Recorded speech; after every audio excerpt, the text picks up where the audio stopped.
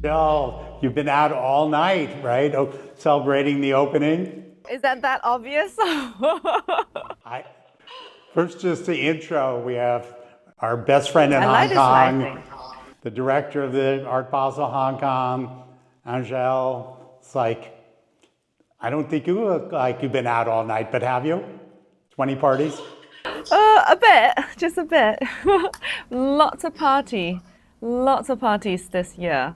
Unusual, would you say? Is there a different social mood to what's going on? Felt like it. I really just felt that energy literally came in waves.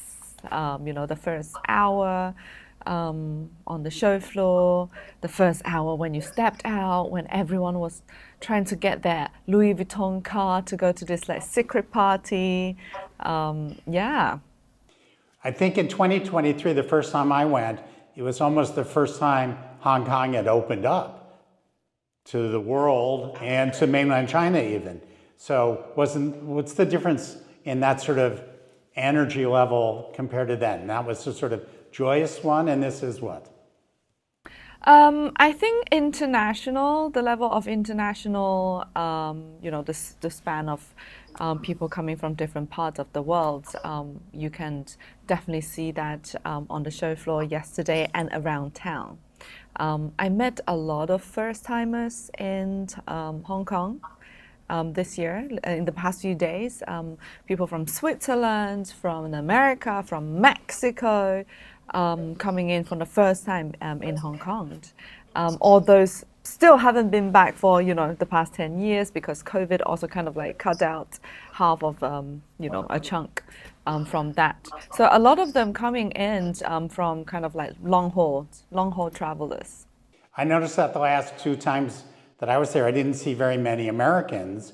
And now that I have this big FOMO that they're there and I'm not, and I rarely have FOMO, and I'm like, We're just missing you, Josh. I've gotten a lot of texts like, where are you? And it's like, You should just mess with them, like telling them that you're there. it's out there. It's like, oh, the party's great. But do you think, I was thinking that M Plus was the game changer. Do you think people are coming, not just because of Art Basel and the brand and that, but M Plus is really starting to kick in? Absolutely. Obviously we can't take all the credits. I really think that apart from just the feds, there are so many other major things coming in, but also not only art. The weekend before was Complex Con as well, and then the financial summits. There are multiple financial summits, the Wealth for Good, the Milken Summit, and outside of kind of like art-related stuff, the sports stuff is coming in later in the week also. It's just a lot of major events bringing in different type of people, and obviously since you're already here, might as well do them all. I think that's part of the reason why the energy is so dynamic. The crowd is so mixed with people coming out literally from all angles.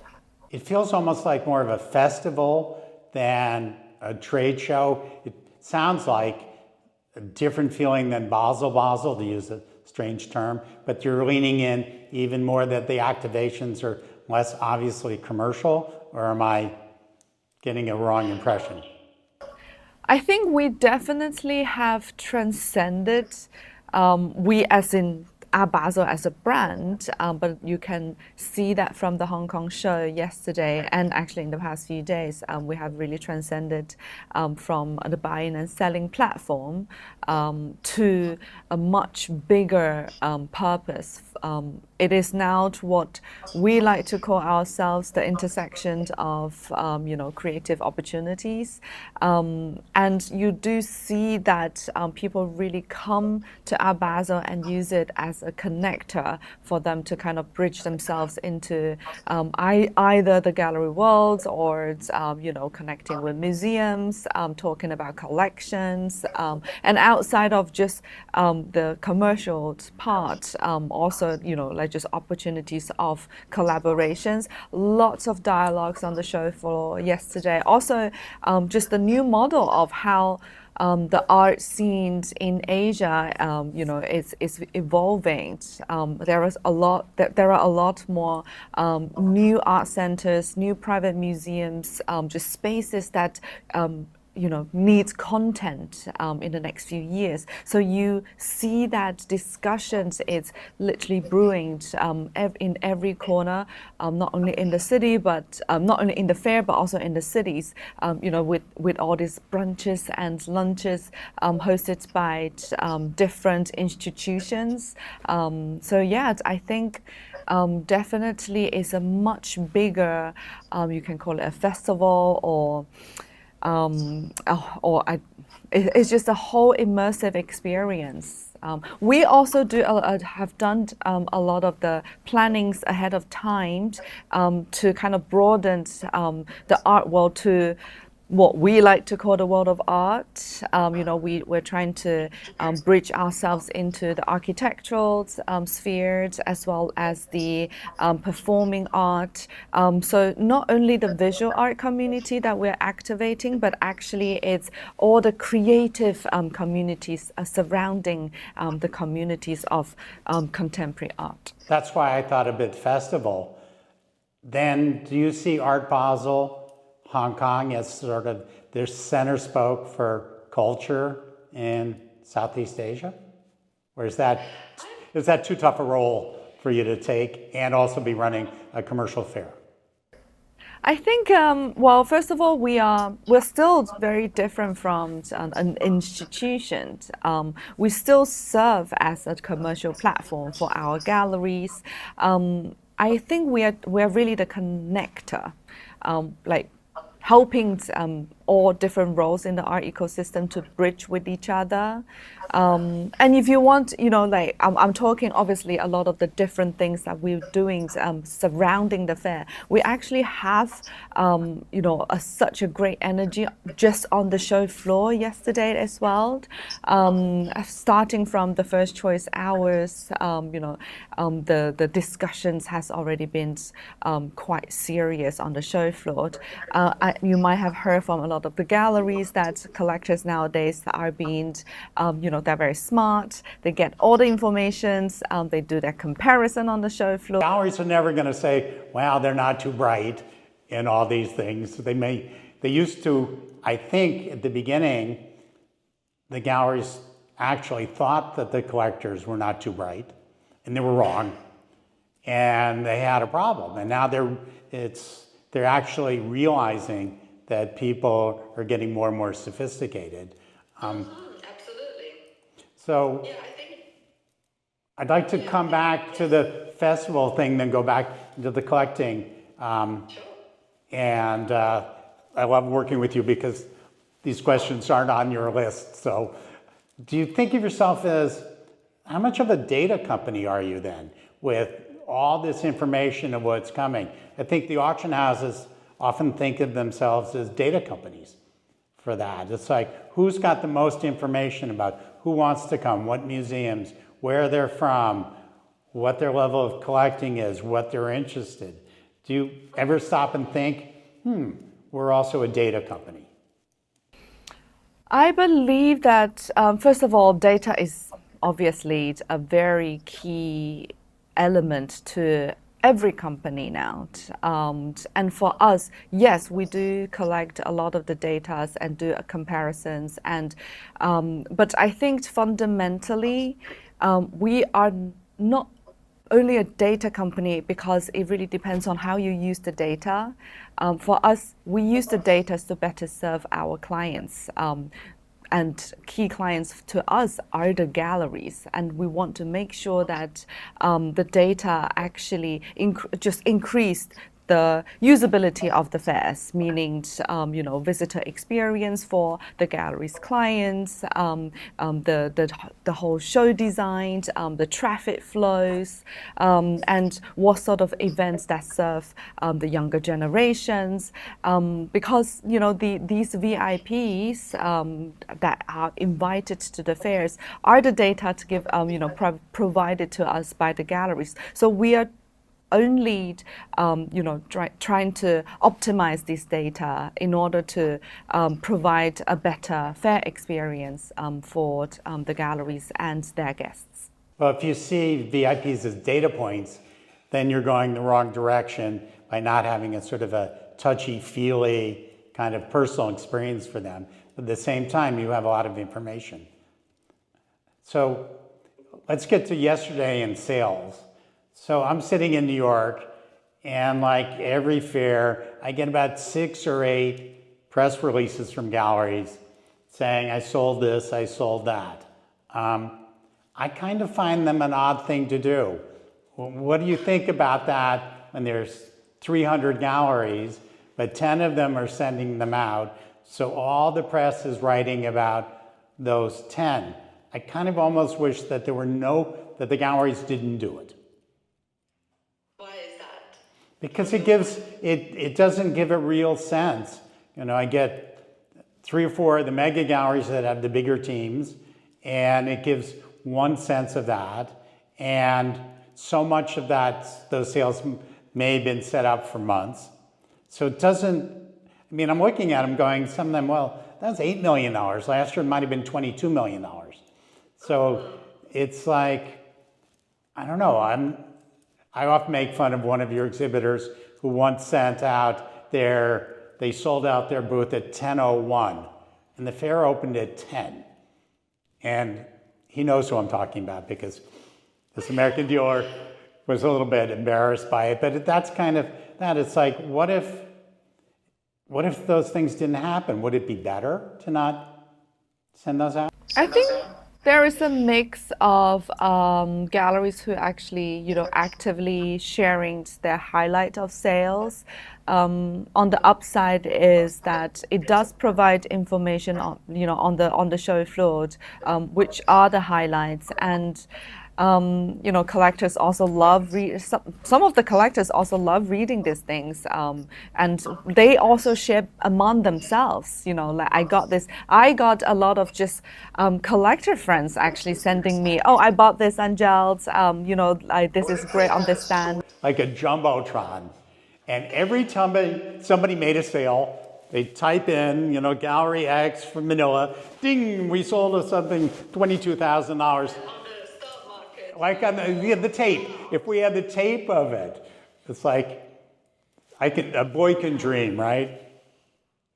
And obviously, you can't just only take that as the only indicator. So I felt that it's it's information out there for sharing.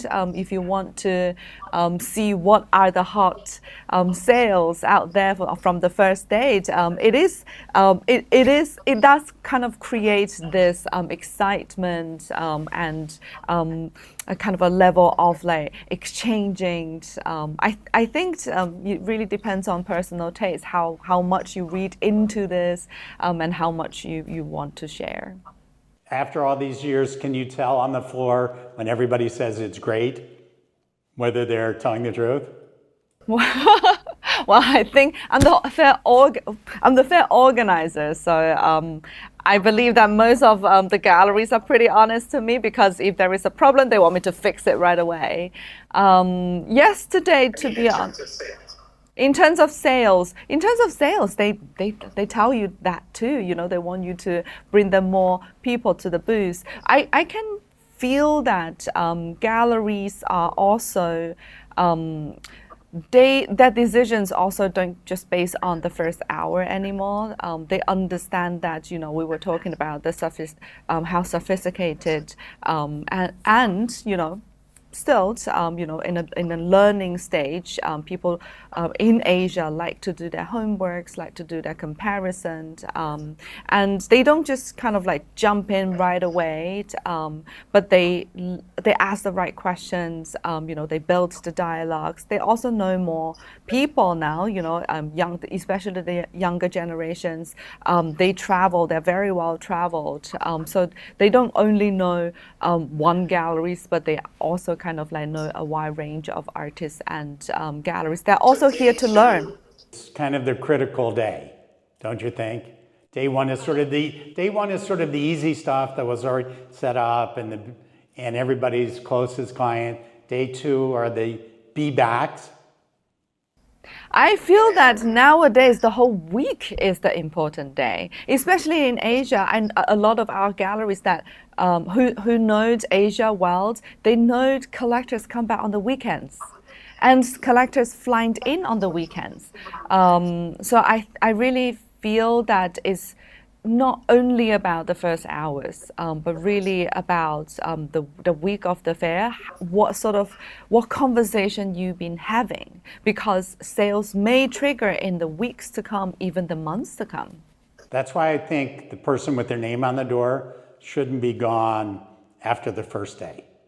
That's become I highly encourage them to stay, yes. Yes, and if you're going to go that far, you should stay.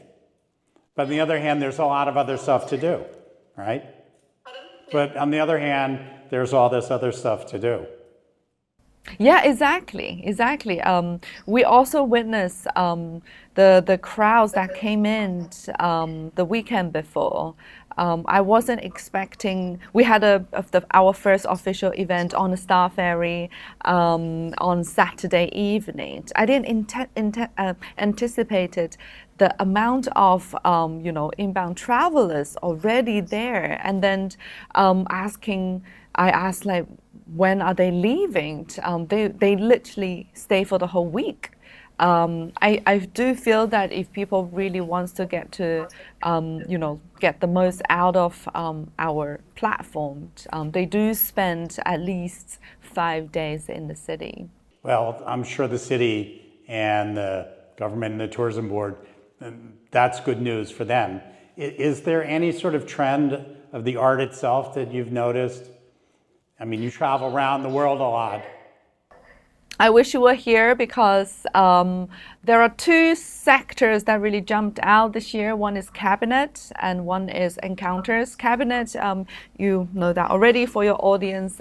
Cabinet is booth within the booth. It's the solo highlight showed within your booth presentations. We have actually 38 of them compared to the past. We usually have around 20 of them. And galleries are very actively bringing highlighted single artist project, either based on a historical materials or like the up and coming the young artists that they want to promote. So there are a lot of like small pocket highlights around the show floor, and my personal the most like literally wow factor when I walked into the halls was in the encounter sector. There was this on level 3 there is this entire aisle dedicated to digital installations and open with Lu Yang's pop-up store, and visitors and VIPs, and they can actually buy the digital work that was created by the AI artist Lu Yang created. So it's just like the whole aisle. Yeah. Oh, I already reserved it like with Pascal Dessart, before the show even opened. I do have to say that walking into that aisle also make me, instantly think, wow, is that the future of an art fair? It's just visually, sound-wise, is very, very different. I wish you were here to see it. It's just that dynamic, and people stayed in front of these installations, going into it for ages. People are just kind of like really engaged with that because it's also very interactive. So yeah, that is in terms of art, the diversity of mediums really impressed me meet this year. So now that you've convinced me that I'll have recovered from my back surgery and my other trips to come next year, so two important questions is like, what special meal am I getting from you? But also, what kind of, looking at a year from now, will it be more digital? Will it be, did you have any idea? I mean, I'm sure by next week, the mess will be saying, okay, that was good. What do you got for me next time? Can you look around the corner to next year? And is it steak soup? Yeah, I'll definitely get a lot of inspiration from this week, a lot of indication for this week. Although, first I have to say that the world also evolves so fast. What I feel now may not maybe so different from 6 months ahead, 6 months later. So I keep collecting these ideas and keep evolving with what is around us, especially in this region. I do feel that like in terms of digital, the definition of digital art obviously expanded so much since we started talking about NFT. Now the format, how it's presented, how visitors, audience can connect with a piece of digital art is also very different and very diverse. Digital art will be something that keeps coming back to the fair. I could probably share with you more after our digital day, which is tomorrow, Friday. We have a digital dialogue at the Soho House, and then we have a tour for this kind of like so-called digital community, and then end with a sunset cocktail at the fair. Perhaps I can get first-hand information from those digital community. How do they feel about the fairs? Since there are so many more digital art pieces around across the show floor. And in terms of like good food, if you were here, I would have like taken you to so many little different pockets. Last time I took you to this very traditional kind of like Hong Kong diner, but with a Western influence. I still want to take you to a hot pot. Yeah. Made the mistake on hot pot once with like, that's a lot of spice. And everybody, and they were all Chinese, they just started laughing at me when I started to cry at the table. And I was pouring water over my head. So, oh man, so maybe there'll be raclette in Basel, but Angelle, thank you for coming. I look forward to seeing you next time. I really do have FOMO, and I'm glad to hear it's going so well. So. Speedy recovery. Hong Kong misses you. See you soon. Okay, bye. Baer Faxt Live. We'll see you in about a half hour with our next guest. Amazing. Thank you for having me.